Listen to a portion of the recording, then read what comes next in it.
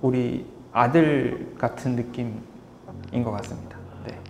너무 즐겁고 같이 하면 막 아이디어도 샘솟고 저는 또 몸은 힘든데 또 막 쫓아다녀야 되고 시켰다가 그러다가 답답하면 또 제가 직접 하게 되고 때로는 화도 났다가 때로는 또 그것 때문에 너무 기뻐가지고 그 또 보람을 이루 말할 수 없고 그래서 결국에는 그냥 제 아들내미 보는 것 같은 느낌이라고. 네, 저는 카이스트 기계공학과에서 교수를 하면서 동시에 2017년부터는 엔젤 로보틱스라는 기업을 창업해서 지금 대표이사도 같이 하고 있는 공경철이라고 합니다.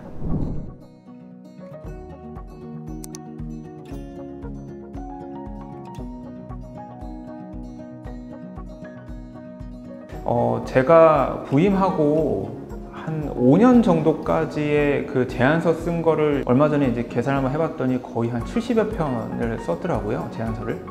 처음에는 이게 뭔가 잘 안 돼서 제가 하는 연구가 뭔가 잘못됐는지 능력이 뭔가 좀 문제가 있나 이런 생각을 하기도 했었는데요.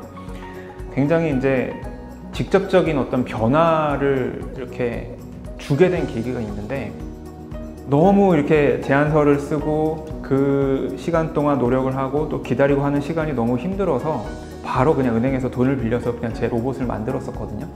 그런데 그 이후에 이제 가서 국제 대회에서 메달을 따오고 나서는 약간 그 전하고는 이제 확연하게 좀 달라졌던 그런 확실히 제가 좀 느끼는 게 있었습니다.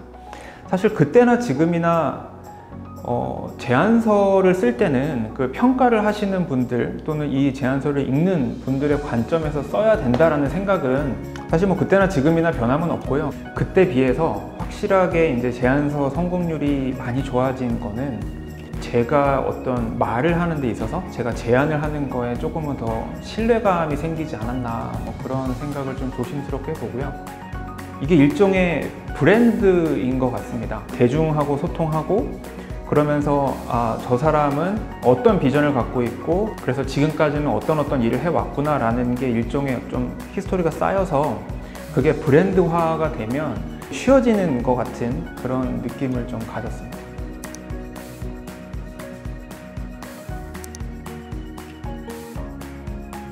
제가 지금 현재 책임 맡고 있는 과제 중에 좀 크게 중요하게 하고 있는 거는 한기평에서 하고 있는 로봇산업 핵심 기술 개발 사업의 웨어러블 로봇 플랫폼 개발 과제가 있고요.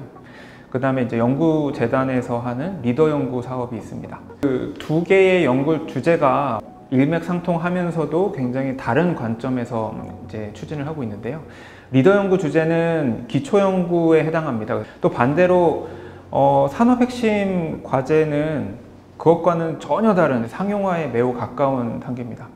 두 과제가 다 굉장히 규모도 있고 어떻게 보면 참 영예로운 저희 가문의 영광인 그런 과제들인데요. 네, 감사하게도 기초연구하고 상용화에서 다 이렇게 좋은 기회를 갖게 돼서 진짜로 감사하고 무한한 영광으로 생각이 됩니다. 네.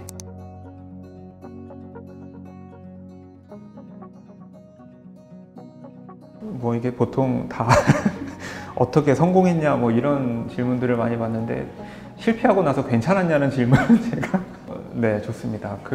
제가 기획반부터 들어가 가지고 참 많은 활동을 했고요. 저희 뭐 모든 연구원들이 정말 불철주야 고생 많이 했는데 총괄 책임자로서는 사실 굉장히 미안했죠. 그렇게까지 노력했는데 이게 너무 사실 한 방에 그렇게 되니까 아쉬움도 있었는데 저희보다 더 알키미스트스러운 분들께서 과제 취지를 잘 살려서 좋은 결과 발표해 주실 거라고 믿어 의심치 않습니다. 많은 과제들을 기획하면서 항상 드는 생각이 뭐냐면 책임이잖아요. 그러니까 저희가 세금을 받는 거고 그 세금을 내가 이렇게 쓰면 나는 이러이런 책임을 내겠다라고 하는 그런 굉장히 무거운 건데 저는 어쨌든 굉장히 큰 부담이었습니다. 초반에 저희 산업부 장관님께서 초반에 어떤 취지를 가지고 이 알키미스트가 필요하다고 말씀하신지도 너무 잘 알고 있었고 그래서 그 자체로 이제 굉장히 좀 부담스러웠던 그런 과제였기 때문에 분명히 아쉽기는 했는데 그게 그렇다고 어떤 상실감을 갖거나 한 그런 건 아니고요. 제가 지금 회사하고 그다음에 연구실하고를 이제 다 합치면 한 100여 명 되는 것 같아요.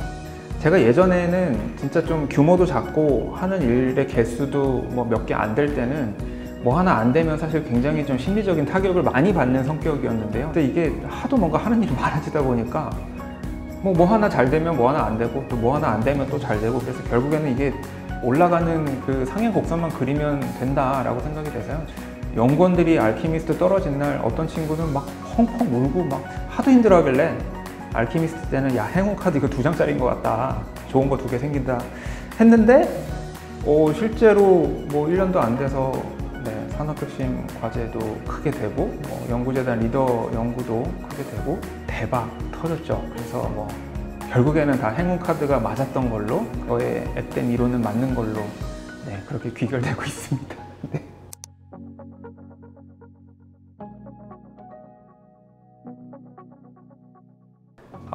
로봇 R&D 하면 항상 시작하는 워딩이 있습니다. 멋진 그림 하나부터 그려야 된다. 도대체 어떤 걸 만들 거야? 그래서 엔드 프로덕트 하나 그리자. 그래서 정말 멋있는 뭐 렌더링 넣고 막 하는데요. 지금 생각하면 그게 상당히 많은 문제의 원인이었던 것 같습니다.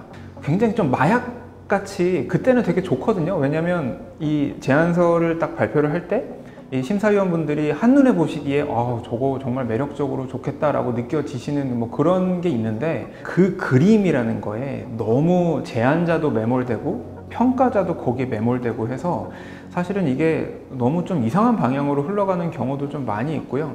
그 다음에 그 그림에 진짜 해야 되는 그 본질이 더 담기면 괜찮은데 그러지 않은 경우도 굉장히 많더라고요. 평가위원님들의 입장에서 보더라도 그림이 너무 멋있는 게 딱 있죠.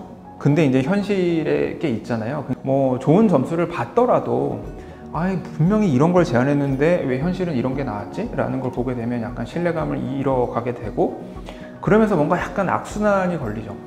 단계를 밟아 나가는 그런 인고의 시간은 필요하다라는 생각은 듭니다. 그러니까 그 기초 기술을 하시는 거기에 맞는 이제 과제를 통해서 적어도 요 기초 기술에 대해서는 이런 성과를 가지고, 그래서 여기에 대한 신뢰감에 대해서는 뭐 더 이상 의심받지 않도록 만들고, 그 다음에 이제 엔드 프로덕트를 만들어야 되는 그런 로봇 과제에 대해서는 조금은 더 현실감 있는 제안을 하시는 게, 그 다음에 사실 로봇은 큰 관점에서 보면 기초 연구 단계는 조금 넘어가는 단계가 된 것 같습니다. 뭐 실제로 많은 대기업들이 이제 로봇 산업에 손을 대겠다라고 이제 공언을 했고, 뭐 우리나라만 하더라도 이제 3대 대기업은 다 로봇 산업에 아주 집중을 하고 있죠. 실제로 로봇에서는 많은 제품도 나오고 있고, 실제 많은 대중들이 이제는 로봇이라고 하면 그냥 뭐 만화 속이나 SF 영화에서만 뭔가를 보는 게 아니라 실제 기대값이 생겼거든요. 어설픈 기술을 괜히 이렇게 막 완성시켜 가지고 끄집어내면 뭐 평가위원님들에게도 마찬가지고 일반 대중한테도 조금은 이제 실망감을 드릴 수밖에 없다고 생각이 됩니다. 그래서 결국에는 브랜드를 쌓아야 되고, 그 브랜드가 쌓아져야 이제 과제를 따기도 쉬워지고 그런 건데, 진짜 초반에는 조금 이게 뭐지? 라고 할 지언정 좀 현실성 있는 그림을 보여주시고, 그 제안한 거를 대신에 확실하게 이렇게 맞춰 나가는 그런 게 몇 번 반복이 되면 아마 과제를 기획하기도 그렇고 수주하기도 그렇고 진행하기도 그렇고 그 다음 이제 또 연구자를 끌어들이기도 그렇고 모든 게 좀 더 편해지는 그런 선순환에 들어가지 않나, 이런 생각이 좀 듭니다. 제가 이제 교수와 대표, 창업자의 역할을 번갈아 가면서 하면서 저의 이제 좌뇌와 우뇌는 엄청난 번뇌를 느끼면서 이게 맞나? 이게 맞나의 싸움을 엄청나게 하게 됩니다. 사실 창업하고 초반에는 매사에 이게 너무 입장이 좀 다른 면이 있거든요. 그러니까 교수라면 이런 판단을 해야 되고 또 사업가라면 이런 판단을 해야 되고, 이런 게 좀 처음에는 고생 좀 했는데 그것도 이제는 좀 많이 프로세스화 돼서 요즘은 편하게 지내고 있고요.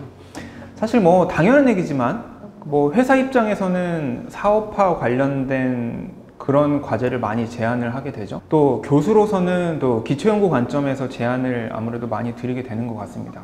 시너지는 굉장히 큰 것 같아요. 요즘 뭐 제 아무리 연구재단에서 하는 TRL이 아주 낮은 과제더라도 이제 더 이상 뭐 논문만 쓴다고 막 이렇게 높은 각광을 받고 그런 게 아니라 공학기술이라면 이게 얼마나 어떻게 상용화에 대한 비전을 갖고 있는 기술인지를 평가하는 게 굉장히 중요하게 많이들 생각해 주시더라고요.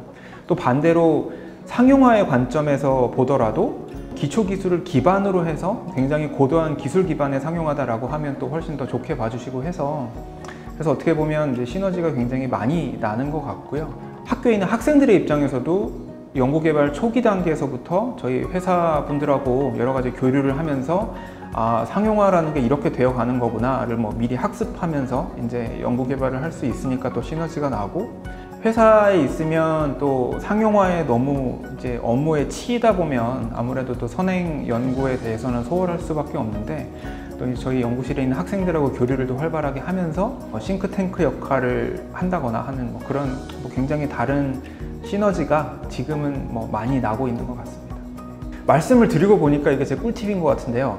유튜브에서 보시는 분들은 꿀팁 대방출 무료로 하니까 뭐 네. 기왕이면 뭐 제 연구실 홈페이지 오셔가지고 구독 한번 눌러주시는 정도의 리워드로 제 꿀팁 한번 대방출하겠습니다.